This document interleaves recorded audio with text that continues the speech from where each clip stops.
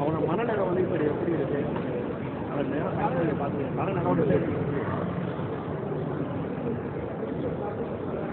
இல்லை உயிரிழந்தவர்கள் வந்து அந்த உடற்கூறாய்வு முடித்து எல்லாருக்கும் கொடுத்து அனுப்பிட்டாங்க. நாங்கள் போகும்போது ஒரு 6 பேர் உடல் மட்டும் இருந்தோம். வேறு நாங்கள் இருக்கும்போது ஒரு 3 உடல் கொடுத்து அனுப்புனாங்க. அதனால் அந்த இடத்துல இருந்து எல்லோரும் மக்கள் அவங்கவுங்க ஊருக்கு பயணிச்சிட்டாங்க.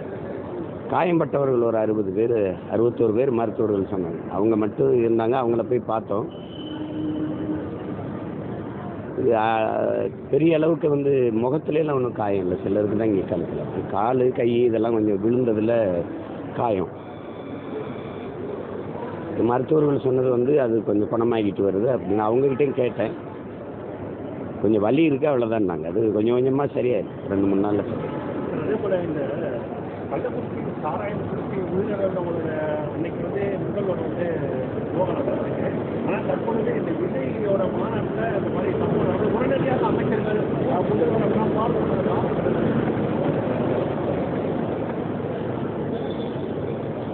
இது காரணம் என்னன்னு நீங்கள் இது யார் காரணமோ அவங்கள தான் நீங்கள் கேட்கணும். நீங்கள் அண்ணன்ட்ட கேட்டு என்ன பதில்? அது வந்து அவங்க ஆட்சியில் நடந்துருது. ஏன்னா அதில் குற்றத்தை பொறுப்பேற்க வேண்டியது அவங்களாயிடுறாங்க. இப்போ இது வந்து தம்பி விஜயோட கூட்டத்தில் நடந்தது. இப்போ அதே அவங்க கூட்டம்னா அப்புறம் அவர் எதிர்க்கிறாரு. சரி, அவர் கூட்டத்தில் நடந்துருது அப்படிங்கும்போது இவங்க உடனடியாக எல்லாரும் இயங்குறாங்க. இது யதார்த்தம் தானே. இதில் போய் பேசிட்டு இருக்கீங்க. பல்வேறு கருத்துக்கள் சமூக வலைதளங்களில் பரவி இந்த சம்பவம் தொடர்பாக திமுக கூட்டத்தில் நுழைஞ்சிட்டாங்க, மின்சாரத்தை கட் பண்ணாங்க, நிறைய விஷயங்களை திமுக எதிராகவும் சொல்லிட்டு இருக்காங்க. அதே மாதிரி தாவேக்காவினர் சொன்ன நேரத்துக்கு வரல, சொன்ன நேரத்துக்கு வந்திருந்தா இந்த விஷயம் நடந்திருக்காது அப்படின்ற விஷயங்களும் பரவி அந்த இடத்த போய் பார்த்துட்டு வந்து மக்கள்கிட்ட பேசிட்டு வந்த நீங்க அதை எப்படி என்ன மாதிரி நீங்க என்ன பார்த்துட்டு?